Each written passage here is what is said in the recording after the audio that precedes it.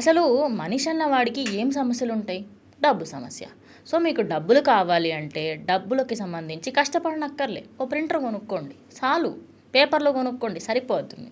Yes, నేను ఇది చెప్పిన వెంటనే ఆబ్వియస్లీ ఏం మాట్లాడుతుంది అనిపిస్తుంది కదా. కానీ ఉత్తరప్రదేశ్కి సంబంధించిన ఒక చిన్న ప్రాంతంలో ఓ వ్యక్తి ఒక మంచి స్కామ్ చేశాడనమాట. ఇంట్లో వాడే ఒక ప్రింటర్తోని అప్రాక్సిమేట్లీ 12,000కి సంబంధించిన దొంగ నోట్లు అయితే ముద్రించడమే కాకుండా దాన్ని బయట చాలామందికి ఇచ్చాడు. అయితే ఎక్కడికి వెళ్ళినా ఆయన దగ్గర డబ్బులు తీసుకుంటున్నారు, ఎందుకు తేడా కొట్టి ఒక ఆయన కంప్లైంట్ ఇచ్చాడు. ఇక అప్పుడు పోలీసులు ఇంటికి వచ్చి చూస్తే రామ 12,000 రూపాయలు అట్లా పడేస్తున్నాయి. అదేవిధంగా సగం సగం నోట్లు ముద్రించినవి, అదేవిధంగా ఒక ప్రింటరు, ఆయన పెద్ద పెద్ద కట్టల పేపర్లు కనిపించినాయంట.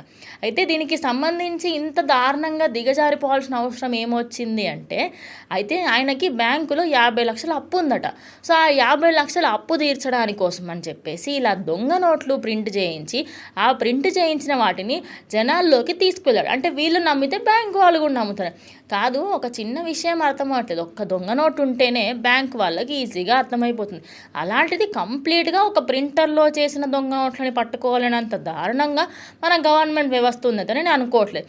కానీ వీళ్ళు చేసిన ప్లాన్ తర్వాత చాలామంది అరే ప్రింటర్ ఉంటే చాలా అని అనుకుంటున్నారు. కానీ ఇలాంటి దొంగ నోట్లకి సంబంధించి మనం ఇలా పిచ్చి చేష్టలు చేస్తున్నామని చెప్పేసి మళ్ళీ మన గవర్నమెంట్ అయితే దొంగ నోట్లకి సంబంధించి ఇలాంటి స్కామ్స్ జరగకూడదు అని చెప్పేసి నోట్లని మార్పు చేసేదానికోసం అయితే ఆలోచిస్తున్నారు. మరి యూపీలో జరిగిన ఈ ఇన్సిడెంట్ గురించి మీరేమనుకుంటున్నారు? కమెంట్ చేయండి.